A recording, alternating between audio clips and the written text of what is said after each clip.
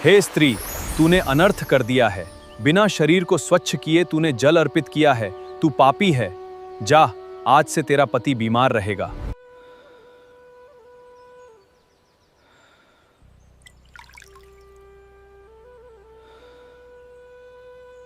प्रभु, मुझे माफ कर दो। मुझसे बहुत बड़ी भूल हो गई। मैं आगे से ऐसी भूल कभी नहीं करूंगी।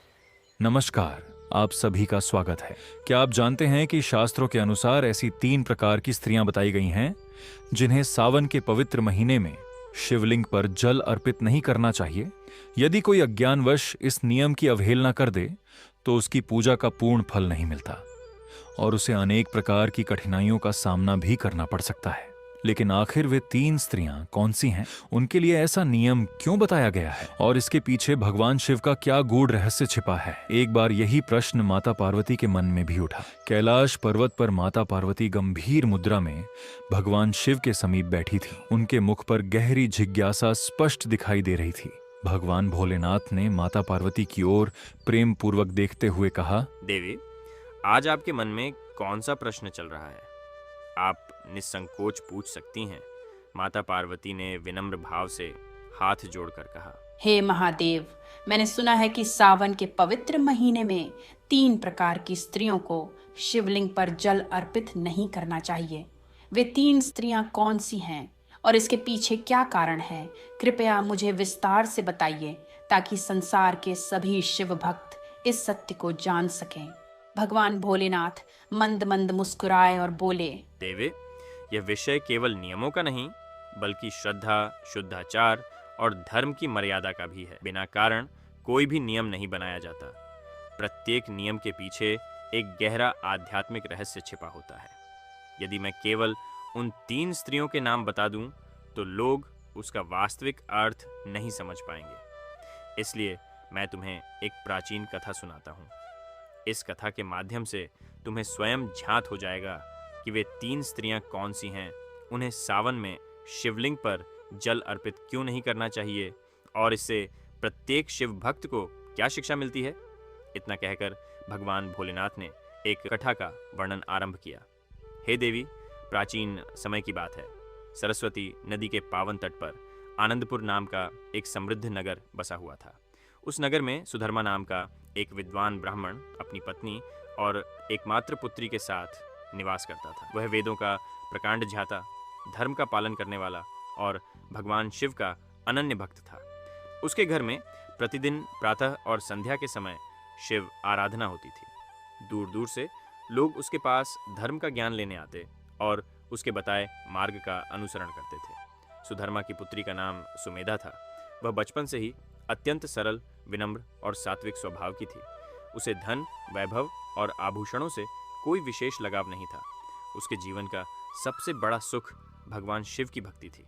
प्रतिदिन ब्रह्म मुहूर्त में उठना, स्नान करना, गौ माता की सेवा करना और उसके बाद प्राचीन शिव मंदिर में जाकर श्रद्धापूर्वक शिवलिंग पर जल, बेलपत्र और चंदन अर्पित करना उसका अटल नियम था। जब तक उसकी पूजा पूर्ण नहीं होती, वह अन्न का एक दाना भी ग्रहण नहीं करती थी। समय बीतने के साथ उसकी भक्ति और सदाचार की चर्चा पूरे नगर में फैल गई। नगर के वृद्ध लोग अपनी पुत्रियों को सुमेधा का उदाहरण देकर धर्म और मर्यादा का महत्व समझाते थे। मंदिर के वृद्ध पुजारी भी उसकी निष्ठा देखकर प्रसन्न रहते और कहते, बेटी, जो भक्त श्रद्धा के साथ नियमों का पालन करता है, भगवान शिव उस पर अवश्य प्रसन्न होते हैं।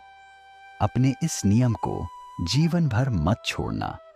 सुमेधा विनम्रता से उनके चरण स्पर्श करती और कहती, गुरुदेव, जब तक मेरे प्राण हैं, मैं भगवान शिव की सेवा और पूजा का यह नियम कभी नहीं छोड़ूंगी। उसी नगर से कुछ दूरी पर देवग्राम नाम का एक छोटा सा गांव था। वहां शिवदत्त नाम का एक युवा ब्राह्मण अपने माता पिता के साथ रहता था। वह अत्यंत विद्वान, सत्यवादी और सेवा भाव से युक्त था। प्रतिदिन अपने माता पिता की सेवा करना, गौ माता की रक्षा करना और शिव मंदिर में दीप प्रज्वलित करना उसका नित्य नियम था। धन कम होने पर भी उसने कभी धर्म का मार्ग नहीं छोड़ा। जब सुधर्मा ने शिवदत्त के गुणों के विषय में सुना तो उन्होंने अपनी पत्नी से कहा, ऐसा धर्मनिष्ठ और संस्कारी युवक कहीं नहीं मिलेगा। ऐसा धर्मनिष्ठ और संस्कारी युवक कहीं नहीं मिलेगा। वह धर्म, न्याय और सत्य का पालन करने वाला होगा। वह अपने माता पिता की सेवा करेगा, आज के समय में दुर्लभ है। यदि भगवान शिव की इच्छा हुई तो मैं अपनी पुत्री का विवाह उसी से करूंगा। कुछ दिनों बाद सुधर्मा स्वयं देवग्राम पहुंचे। उन्होंने शिवदत्त को अपने वृद्ध माता पिता के चरण दबाते हुए देखा। यह दृश्य देखकर उनका हृदय प्रसन्न हो उठा। उन्होंने मन ही मन निश्चय कर लिया कि यही उनकी पुत्री के लिए योग्य वर है। दोनों परिवारों की सहमति से शुभ मुहूर्त निकाला गया। वैदिक मंत्रों और अग्नि को साक्षी मानकर सुमेधा और शिवदत्त का विवाह बड़े ही धूमधाम से संपन्न हुआ। विवाह के बाद सुमेधा अपने ससुराल पहुंची। वहां भी उसने अपने संस्कारों को नहीं छोड़ा। वह सास ससुर की सेवा करती, पति का सम्मान करती और प्रतिदिन पहले की भांति भगवान शिव की आराधना करती रही। धीरे धीरे उसके शुभ कर्मों का प्रभाव पूरे घर पर दिखाई देने लगा। वर्षों से रुके हुए कार्य बनने लगे। घर में अन्न और धन की कभी कमी नहीं रही। परिवार के सभी सदस्य स्वस्थ रहने लगे। गांव के लोग इसे भगवान शिव की विशेष कृपा मानते थे। इसी बीच श्रावण मास के आगमन का समय निकट आ गया। पूरे गांव में उत्साह फैल गया। मंदिरों की सफाई होने लगी। भक्तों ने सोमवार के व्रत का संकल्प लेना प्रारंभ कर दिया और हर ओर हर हर महादेव की गूंज सुनाई देने लगी। सुमेधा ने भी अपने पति से कहा, स्वामी, इस बार मैं पूरे श्रावण मास में पहले से अधिक श्रद्धा और नियम के साथ भगवान शिव की पूजा करूंगी। 16 सोमवार का व्रत भी पूर्ण विधि से करूंगी। शिवदत्त मुस्कुराए और बोले, तुम्हारी भक्ति पर स्वयं महादेव प्रसन्न है। मैं भी हर कदम पर तुम्हारा साथ दूंगा। दोनों को तनिक भी आभास नहीं था कि उसी सावन में एक छोटी सी असावधानी उनके जीवन की सबसे कठिन परीक्षा बनने वाली है। श्रावण मास का पहला सोमवार आ पहुंचा। ब्रह्म मुहूर्त से ही आनंदपुर के शिव मंदिर में भक्तों की भीड़ उमड़ने लगी। कोई गंगा जल लेकर आया था, कोई बेलपत्र, कोई दूध और चंदन। पूरा वातावरण ओम नमः शिवाय है और हर हर महादेव के जयघोष से गूंज रहा था। सुमेधा भी प्रतिदिन की भांति प्रातःकाल उठी, स्नान किया, स्वच्छ वस्त्र धारण किए और अपने पति शिवदत्त के साथ शिव मंदिर पहुंच गई। उसने पूरे विधि विधान से भगवान शिव का अभिषेक किया, बेलपत्र अर्पित किए और महामृत्युंजय मंत्र का जप किया। उसकी भक्ति देखकर मंदिर के पुजारी प्रसन्न हो उठे। उन्होंने आशीर्वाद देते हुए कहा, बेटी, तुम्हारी श्रद्धा देखकर ऐसा लगता है कि महादेव की विशेष कृपा तुम्हारे परिवार पर बनी रहेगी। बस हमेशा नियम और मर्यादा का पालन करती रहना। सुमेधा ने हाथ जोड़कर उत्तर दिया, गुरुदेव, यही मेरे जीवन का सबसे बड़ा संकल्प है। पहला सोमवार बड़ी शुभता से संपन्न हुआ। फिर दूसरा और तीसरा सोमवार भी बीत गया। प्रत्येक सोमवार सुमेधा निर्जल व्रत रखती, दिन भर भगवान शिव का स्मरण करती और संध्या के समय निर्धनों को भोजन कराकर ही स्वयं फलाहार ग्रहण करती। उसकी भक्ति देखकर गांव की अनेक स्त्रियों ने भी सोमवार का व्रत आरंभ कर दिया।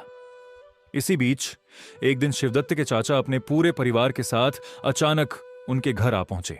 कई वर्षों बाद सभी संबंधी एक साथ आए थे। पूरे घर में प्रसन्नता का वातावरण बन गया। सास ने सुमेधा को रसोई की सारी व्यवस्था संभालने के लिए कहा। सुमेधा मुस्कुराकर बोली, माताजी, आप निश्चिंत रहिए। अतिथियों की सेवा में कोई कमी नहीं रहने दूंगी। उस दिन वह प्रातः से लेकर देर रात तक रसोई और घर के कार्यों में लगी रही। अतिथियों के लिए अनेक प्रकार के व्यंजन बनाए गए। घर में आने वाले प्रत्येक अतिथि का उसने स्वयं स्वागत किया। थकान इतनी अधिक थी कि उसे बैठने तक का समय नहीं मिला। रात्रि बहुत देर से सभी लोगों ने भोजन किया। घर के कार्य समाप्त होते होते आधी रात बीत गई। शिवदत्त ने उसकी थकान देखकर कहा, सुमेधा, आज तुम बहुत थक गई हो, थोड़ा विश्राम कर लो। सुबह पूजा आराम से कर लेना। सुमेधा मुस्कुराई और बोली, स्वामी, चाहे कुछ भी हो जाए, भगवान शिव की पूजा में कभी विलंब नहीं होना चाहिए। यही तो मेरे जीवन का नियम है। दोनों विश्राम करने चले गए। अत्यधिक थकान के कारण सुमेधा को गहरी नींद आ गई। अगली सुबह उसकी आंख अचानक खुली। उसने बाहर देखा तो सूरज निकलने ही वाला था। यह देखकर उसका चेहरा घबरा गया। वह घबरा कर बोली, हे भोलेनाथ, आज मुझसे इतनी बड़ी भूल कैसे हो गई? पूजा का समय निकल रहा है। वह बिना एक क्षण गंवाए शीघ्रता से मंदिर की ओर दौड़ पड़ी। उस समय उसके मन में केवल एक ही चिंता थी कि कहीं भगवान शिव की पूजा देर से न हो जाए। मंदिर पहुंचकर उसने जल्दी जल्दी जल चढ़ाया, बेलपत्र अर्पित किए और पूजा पूरी कर ली। बाहर से सब कुछ सामान्य दिखाई दे रहा था, लेकिन जल्दबाजी में उससे पूजा की शुद्धाचार संबंधी एक ऐसी सूक्ष्म भूल हो गई जिस पर उसका ध्यान ही नहीं गया। उस दिन के बाद धीरे धीरे घर का वातावरण बदलने लगा। पहले जहां हर कार्य सरलता से पूरा हो जाता था, वहीं अब छोटी छोटी बातों पर विवाद होने लगे। घर की गाय अचानक बीमार पड़ गई, खेतों की फसल पर कीड़े लग गए, बिना किसी कारण धन का व्यय बढ़ने लगा, परिवार के सभी सदस्यों के चेहरे से प्रसन्नता गायब होने लगी। एक रात शिवदत्त अचानक नींद से घबराकर उठ बैठे। उनके माथे पर पसीना था। सुमेधा ने चिंतित होकर पूछा, स्वामी क्या हुआ?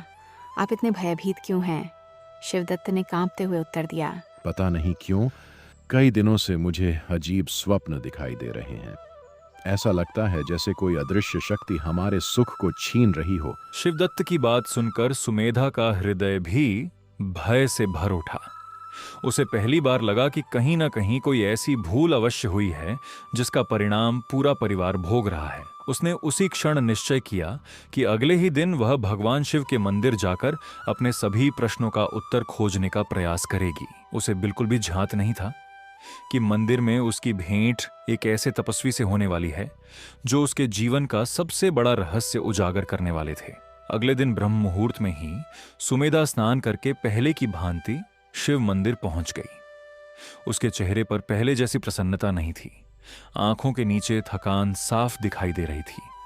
उसने पूरे मन से शिवलिंग पर जल अर्पित किया, बेलपत्र चढ़ाए और लंबे समय तक भगवान शिव का ध्यान करती रही। पूजा समाप्त होने के बाद भी वह मंदिर के एक कोने में बैठी रही। उसकी आंखों से बार बार आंसू बह रहे थे। उसी समय मंदिर के प्रांगण में वर्षों से तपस्या कर रहे एक वृद्ध महात्मा की दृष्टि उस पर पड़ी। उनका तेजस्वी मुख देखकर दूर दूर से लोग उनके चरणों में आशीर्वाद लेने आते थे। वे केवल तपस्वी ही नहीं बल्कि वेद और शास्त्रों के महान ज्ञाता भी थे। उन्होंने कुछ देर तक सुमेधा को ध्यानपूर्वक देखा और फिर उसके पास आकर शांत स्वर में बोले, बेटी, पिछले कई दिनों से मैं तुम्हें देख रहा हूँ। तुम्हारी पूजा में श्रद्धा तो पहले जैसी ही है, लेकिन तुम्हारे मन की शांति कहीं खो गई है। आखिर ऐसी कौन सी पीड़ा है जो तुम्हें भीतर ही भीतर खाए जा रही है? इतना सुनते ही सुमेधा की आंखों से आंसुओं की धारा बह निकली। उसने महात्मा के चरणों में प्रणाम किया और कांपते हुए स्वर में बोली, गुरुदेव, मैं स्वयं भी नहीं समझ पा रही कि मेरे परिवार पर अचानक इतने दुख क्यों आने लगे। पहले सब कुछ ठीक था, लेकिन अब घर में अशांति है। पति का स्वास्थ्य दिन प्रतिदिन बिगड़ता जा रहा है। धन की हानि हो रही है और कोई उपाय भी सफल नहीं हो रहा। मुझे ऐसा लगता है कि मुझसे अवश्य कोई बड़ा अपराध हुआ है, पर मैं उसे पहचान नहीं पा रही। महात्मा कुछ क्षण मौन रहे, फिर उन्होंने आंखें बंद कर भगवान शिव का स्मरण किया। कुछ देर बाद उन्होंने गंभीर स्वर में कहा, बेटी, संसार में बिना कारण कोई दुख नहीं आता। कभी कभी मनुष्य अनजाने में ऐसी भूल कर बैठता है जिसका परिणाम उसे बाद में भोगना पड़ता है। लेकिन घबराओ मत। यदि भूल अनजाने में हुई हो और हृदय में सच्चा पश्चाताप हो तो भगवान शिव अवश्य मार्ग दिखाते हैं। महात्मा के इन वचनों से सुमेधा को थोड़ी आशा मिली। उधर घर पर शिवदत्त की तबीयत और अधिक बिगड़ने लगी। पहले जहां उन्हें केवल बेचैनी रहती थी, अब उनके शरीर में तेज बुखार रहने लगा। वैद्य आए, अनेक प्रकार की जड़ी बूटियों से उपचार किया गया, यज्ञ और दान भी कराए गए, लेकिन रोग दूर होने का नाम नहीं ले रहा था। एक दिन शिवदत्त की माता ने दुखी होकर कहा, ऐसा तो कभी हमारे कुल में नहीं हुआ। समझ नहीं आता कि भगवान हमसे किस बात से रुष्ट हो गए हैं। शिवदत्त ने धीमे स्वर में उत्तर दिया, माता जी, महादेव अपने भक्तों से बिना कारण रुष्ट नहीं होते। अवश्य ही हमसे कोई ऐसी भूल हुई है जिसे हम समझ नहीं पा रहे। उधर सुमेधा प्रतिदिन मंदिर जाकर भगवान शिव से प्रार्थना करती रही। एक संध्या वह पूजा समाप्त करके मंदिर के एक कोने में बैठी अपने पिछले दिनों को याद करने लगी। वह एक एक घटना मन ही मन दोहराने लगी। अचानक उसके मन में बिजली की तरह एक स्मृति कौंधी। उसे याद आया कि श्रावण मास के प्रारंभ में एक दिन वह अत्यधिक जल्दबाजी में बिना पूरी शुद्धि और विधि का ध्यान रखे सीधे शिवलिंग की पूजा करने चली गई थी। उस समय उसका मन एकाग्र भी नहीं था। वह केवल समय निकल जाने के भय में पूजा कर रही थी। यह स्मरण होते ही उसका पूरा शरीर कांप उठा। वह रोते हुए बोली, हे भोलेनाथ, क्या वही मेरी सबसे बड़ी भूल थी? क्या उसी अपराध के कारण मेरा परिवार यह सब कष्ट भोग रहा है? वह फूट फूट कर रोने लगी। उसी समय वृद्ध महात्मा उसके पास आए। उन्होंने उसके सिर पर हाथ रखा और गंभीर स्वर में कहा, बेटी, अब समय आ गया है कि तुम्हें तुम्हारी भूल का वास्तविक कारण बताया जाए, लेकिन जो सत्य तुम सुनने वाली हो उसे धैर्य और श्रद्धा के साथ स्वीकार करना होगा। सुमेधा ने तुरंत उनके चरण पकड़ ली और बोली, गुरुदेव, चाहे सत्य कितना भी कठोर क्यों ना हो, मैं उसे स्वीकार करूंगी। कृपा करके मुझे अज्ञान के अंधकार से बाहर निकालिए। महात्मा ने एक गहरी सांस ली। फिर उन्होंने भगवान शिव का ध्यान करते हुए अपनी आंखें बंद कर लीं। उसी क्षण मंदिर के गर्भगृह में रखा दीपक अचानक पहले से कहीं अधिक तेज प्रकाश देने लगा और पूरा वातावरण एक अद्भुत दिव्य सुगंध से भर गया। मंदिर के गर्भगृह में फैली दिव्य सुगंध धीरे धीरे पूरे वातावरण में फैल गई। दीपक की लौ बिना हवा के भी स्थिर जल रही थी। वृद्ध महात्मा कुछ समय तक ध्यानमग्न रहे। उनकी आंखें बंद थीं और उनके मुख पर अद्भुत तेज दिखाई दे रहा था। सुमेधा श्रद्धा से सिर झुकाए उनके सामने बैठी रही। उसके हृदय की धड़कन तेज हो चुकी थी। उसे प्रतीक्षा थी कि अब उसके जीवन के दुखों का वास्तविक कारण सामने आने वाला है। कुछ समय बाद महात्मा ने धीरे धीरे अपनी आंखें खोलीं। उन्होंने सुमेधा की ओर देखा और गंभीर स्वर में कहा, बेटी, भगवान शिव अपने किसी भी सच्चे भक्त से कभी रुष्ट नहीं होते, लेकिन जब कोई भक्त अनजाने में भी पूजा की मर्यादा भंग कर देता है तब उसके जीवन की परीक्षा अवश्य आरंभ होती है। ये दंड नहीं बल्कि उसे सही मार्ग पर लौटाने का एक माध्यम होता है। सुमेधा की आंखों से आंसू बहने लगे। वह कांपते हुए स्वर में बोली, गुरुदेव, कृपा करके स्पष्ट बताइए कि मुझसे कौन सा अपराध हुआ है। महात्मा ने शांत भाव से उत्तर दिया, श्रावण मास के आरंभ में जिस दिन तुम अत्यधिक जल्दबाजी में मंदिर आई थी, उस दिन तुम्हारा मन अशांत था। तुमने पूजा तो की, लेकिन शुद्धाचार की पूरी विधि का पालन नहीं किया। भगवान शिव केवल जल या बेल पत्र से प्रसन्न नहीं होते, वे भक्त के मन की पवित्रता, नियम और संयम को भी स्वीकार करते हैं। उसी दिन पूजा की मर्यादा में हुई छोटी सी असावधानी तुम्हारे जीवन की परीक्षा का कारण बन गई। ये सुनते ही सुमेधा का चेहरा पीला पड़ गया। उसे उसी दिन की हर घटना याद आने लगी। वह रोते हुए महात्मा के चरणों में गिर पड़ी। गुरुदेव, मुझसे यह भूल जानबूझकर नहीं हुई। मैं तो केवल पूजा में देर हो जाने के भय से घबरा गई थी। यदि मेरे कारण मेरे पति और परिवार को कष्ट मिला है तो मैं स्वयं को कभी क्षमा नहीं कर पाऊंगी। कृपा करके कोई ऐसा उपाय बताइए जिससे मेरे इस अपराध का प्रायश्चित हो सके। महात्मा ने स्नेहपूर्वक उसे उठाया और बोले, बेटी, पश्चाताप ही प्रायश्चित का पहला चरण है। जिस हृदय में सच्चा पश्चाताप जाग जाता है वहां भगवान शिव की कृपा अवश्य पहुंचती है। अभी भी समय है। यदि तुम पूरे मन से तप, सेवा और नियम पूर्वक आराधना करोगी तो महादेव अवश्य प्रसन्न होंगे। सुमेधा ने हाथ जोड़कर कहा, गुरुदेव, मैं अपने प्राण रहते तक कोई भी कठिन तपस्या करने को तैयार हूँ। बस मेरे पति स्वस्थ हो जाएं और भगवान शिव मुझे क्षमा कर दें।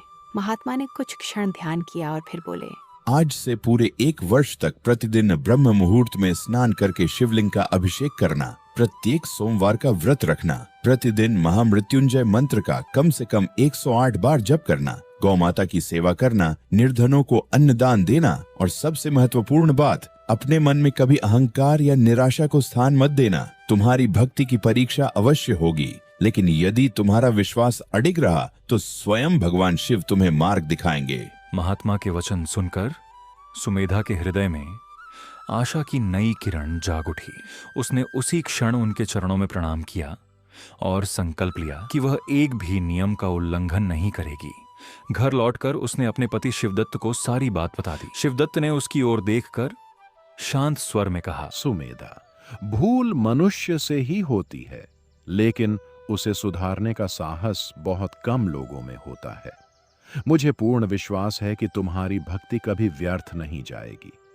महादेव अवश्य हमारी रक्षा करेंगे। पति के इन शब्दों ने सुमेधा का साहस और बढ़ा दिया। अगले ही दिन से उसने कठोर नियमों के साथ अपनी तपस्या प्रारंभ कर दी। उसे यह ध्यात नहीं था कि उसकी इस 1 वर्ष की साधना के अंतिम दिन स्वयं भगवान शिव उसकी भक्ति की परीक्षा पूरी करने वाले थे। अगले ही दिन से सुमेधा का जीवन पूरी तरह बदल गया। अब वह पहले से भी अधिक नियम पूर्वक ब्रह्म मुहूर्त में उठती, स्नान करके स्वच्छ वस्त्र धारण करती और गंगा जल से पूजा स्थान को पवित्र करने के बाद ही भगवान शिव की आराधना आरंभ करती। वह प्रत्येक बेलपत्र को ध्यान से देखती कि कहीं वह खंडित तो नहीं है। पूजा के समय उसका मन केवल भगवान शिव में ही लीन रहता। प्रतिदिन शिवलिंग का अभिषेक करने के बाद वह गौशाला जाती, गौ माता की सेवा करती, निर्धनों को भोजन कराती और उसके बाद ही स्वयं अन्न ग्रहण करती। शाम के समय वह महामृत्युंजय मंत्र का जप करती और भगवान शिव से केवल एक ही प्रार्थना करती, हे महादेव, मुझसे जो भूल हुई उसके लिए मुझे क्षमा कर दीजिए। मेरे परिवार पर अपनी कृपा बनाए रखिए। दिन बीतते गए, लेकिन शिवदत्त के स्वास्थ्य में कोई विशेष सुधार दिखाई नहीं दिया। कई बार उनका शरीर इतना दुर्बल हो जाता कि वे अपने पैरों पर ठीक से खड़े भी नहीं हो पाते।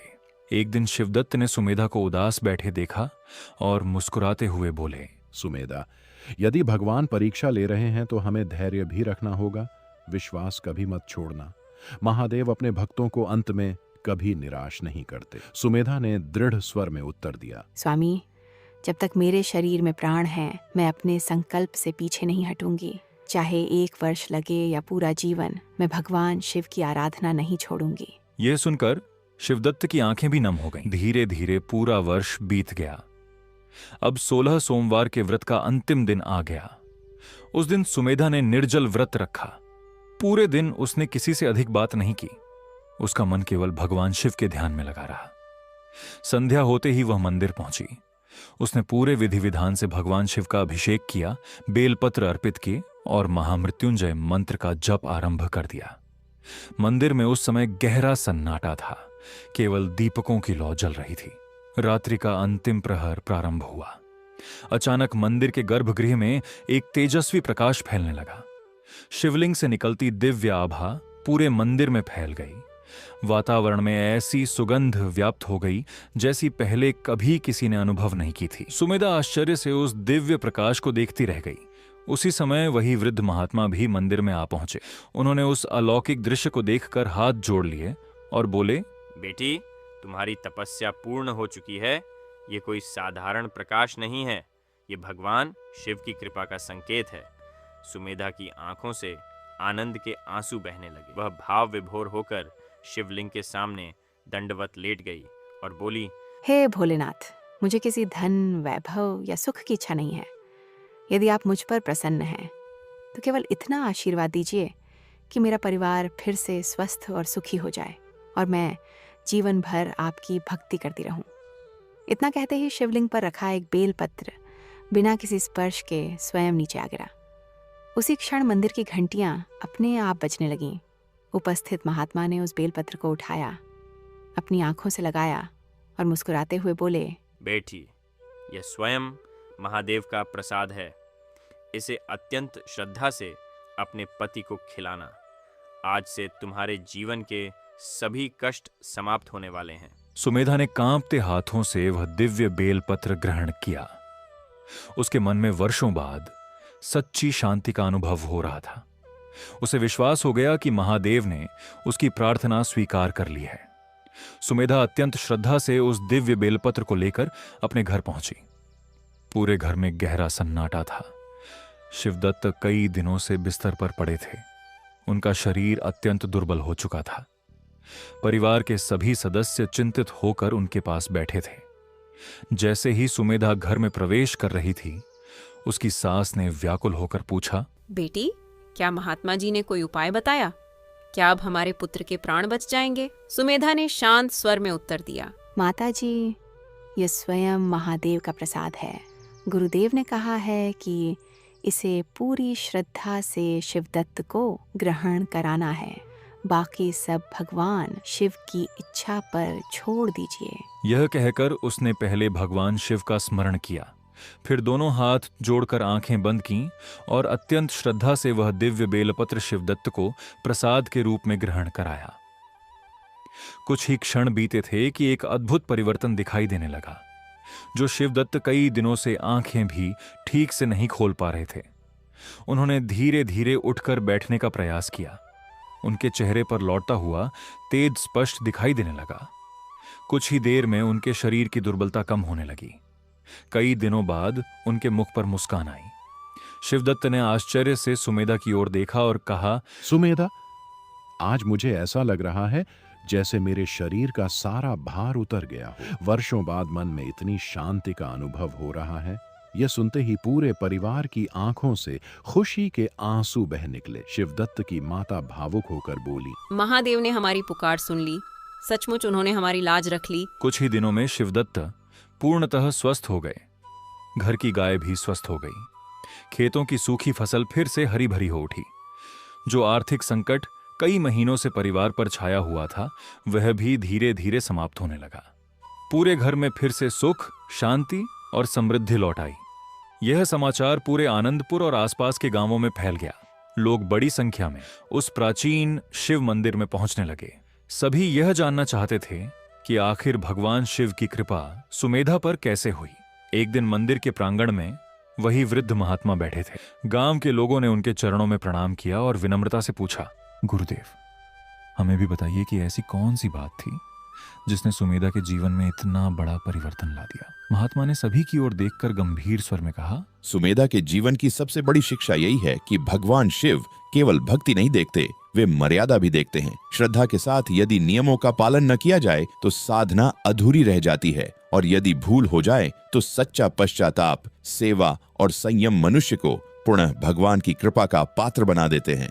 यह सुनकर वहां उपस्थित सभी लोग भाव विभोर हो गए। सुमेधा ने भी हाथ जोड़कर कहा, मैंने अपने जीवन से यही सीखा है कि भगवान से कुछ छिपाया नहीं जा सकता। सच्ची भक्ति वही है जिसमें श्रद्धा के साथ शुद्ध आचरण भी हो। यदि भूल हो जाए तो उसे स्वीकार कर सुधारना ही सबसे बड़ा धर्म है। उस दिन के बाद सुमेधा ने अपना पूरा जीवन लोगों को धर्म, सेवा और भगवान शिव की पूजा की मर्यादाओं का ज्ञान देने में लगा दिया। दूर दूर से आने वाले भक्त उसके अनुभव सुनते और अपने जीवन में उन्हें अपनाने का संकल्प लेते। लेकिन एक दिन एक युवक ने महात्मा से ऐसा प्रश्न पूछा जिसका उत्तर प्रत्येक शिव भक्त के लिए जानना अत्यंत आवश्यक है। उस युवक ने हाथ जोड़कर पूछा, गुरुदेव, भगवान शिव की पूजा करते समय किन किन नियमों का पालन अवश्य करना चाहिए ताकि अनजाने में भी कोई भूल ना हो। महात्मा मुस्कुराए और बोले, वत्स, यह प्रश्न केवल तुम्हारा नहीं, प्रत्येक शिव भक्त का है। इन नियमों को जानना और उनका पालन करना ही सच्ची शिव भक्ति है। सबसे पहला नियम यह है कि पूजा से पहले शरीर और मन दोनों की शुद्धि आवश्यक है। स्नान करके, स्वच्छ वस्त्र धारण करके और शांत मन से ही भगवान शिव की आराधना करनी चाहिए। दूसरा नियम यह है कि पूजा कभी जल्दबाजी में नहीं करनी चाहिए। भगवान को समय नहीं, भाव चाहिए, लेकिन भाव के साथ एकाग्रता और मर्यादा भी आवश्यक है। एक वृद्ध महिला ने प्रश्न किया, गुरुदेव, शिवलिंग पर क्या क्या अर्पित करना उचित माना गया है? महात्मा मुस्कुराकर बोले, भगवान शिव को शुद्ध जल, गंगा जल, बेलपत्र, चंदन, धतूरा और उनके प्रिय पुष्प अर्पित किए जाते हैं। जो भी अर्पित करो वह श्रद्धा और शुद्धता के साथ करो। फिर उन्होंने गंभीर होकर कहा, और एक बात सदैव याद रखना, पूजा करते समय मन में क्रोध, अहंकार, छल, ईर्ष्या या किसी के प्रति द्वेष नहीं होना चाहिए। अशांत मन से की गई पूजा का फल अधूरा रह जाता है। यही इस कथा का सबसे बड़ा संदेश है। मनुष्य से भूल हो सकती है, लेकिन जो अपनी भूल स्वीकार करके उसे सुधार लेता है, उस पर भगवान की कृपा अवश्य होती है। भगवान भोलेनाथ माता पार्वती की ओर देखकर मंद मंद मुस्कुराए और बोले, हे देवी पार्वती, उस दिन के बाद सुमेधा और शिवदत्त ने अपना संपूर्ण जीवन धर्म, सेवा और भगवान शिव की भक्ति के प्रचार में लगा दिया। उनके घर आने वाला कोई भी व्यक्ति निराश होकर वापस नहीं लौटता था। कोई धर्म का ज्ञान लेकर जाता, कोई सेवा की प्रेरणा लेकर और कोई अपने जीवन की भूल सुधारने का संकल्प लेकर। धीरे धीरे उनकी कथा पूरे प्रदेश में प्रसिद्ध हो गई। लोग अपने बच्चों को यह कथा सुनाकर बताते कि सच्ची भक्ति केवल पूजा करने का नाम नहीं, बल्कि श्रद्धा, शुद्धता, नियम, विनम्रता और सदाचार का नाम है। हे देवी, अब मैं आपके प्रश्न का उत्तर देता हूँ कि वह स्त्रियां कौन सी होती हैं जिन्हें शिवलिंग पर जल नहीं चढ़ाना चाहिए। देवी, ध्यानपूर्वक सुनो। सावन का महीना मेरी आराधना के लिए अत्यंत पवित्र माना गया है। इस महीने किया गया जप, तप, व्रत और जलाभिषेक कई गुना अधिक फल प्रदान करता है। लेकिन शास्त्रों में कुछ ऐसी मर्यादाएं भी बताई गई हैं जिनका पालन प्रत्येक शिव भक्त के लिए आवश्यक है। इस कथा में मैं तुम्हें उन 3 प्रकार की स्त्रियों के विषय में बताऊंगा जिन्हें सावन के महीने में शिवलिंग पर जल अर्पित नहीं करना चाहिए। पहली वह स्त्री जो शास्त्रों में बताई गई अशौच या ऐसी अवस्था में हो जब पूजा से विराम रखने की मर्यादा कही गई है। ऐसे समय उसे मन ही मन मेरा स्मरण करना चाहिए, क्योंकि सच्ची भक्ति केवल जल चढ़ाने से नहीं बल्कि श्रद्धा से होती है। दूसरी वह स्त्री जो मन में छल, क्रोध, ईर्ष्या, अहंकार या किसी के प्रति द्वेष रखकर केवल दिखावे के लिए मेरा जलाभिषेक करती है। ऐसा जल मुझे नहीं, केवल पत्थर को स्पर्श करता है। और तीसरी वह स्त्री जो बिना शुद्धाचार, बिना विधि और बिना मन को एकाग्र किए केवल जल्दबाजी में शिवलिंग पर जल अर्पित कर देती है। ऐसी पूजा अधूरी मानी जाती है, क्योंकि पूजा में श्रद्धा के साथ मर्यादा का पालन भी उतना ही आवश्यक है। देवी, जो भक्त इन मर्यादाओं को समझकर मेरी आराधना करता है उस पर मेरी कृपा सदैव बनी रहती है। इसलिए कहा जाता है कि जो श्रद्धा पूर्वक इस कथा का श्रवण करता है और भगवान शिव का स्मरण करते हुए अपने जीवन में धर्म और मर्यादा का पालन करता है, उसके जीवन में सुख, शांति और सद्बुद्धि का वास होता है। मैं उसके मार्ग की बाधाओं को दूर करते हैं और उसे सत्य के पथ पर आगे बढ़ने की शक्ति प्रदान करते हैं। आशा करते हैं आपको वीडियो पसंद आया होगा। अगर आपको वीडियो पसंद है तो वीडियो को लाइक करके चैनल को सब्सक्राइब अवश्य करें। बाकी मित्रों, आप सभी का वीडियो को यहाँ तक देखने के लिए दिल से धन्यवाद।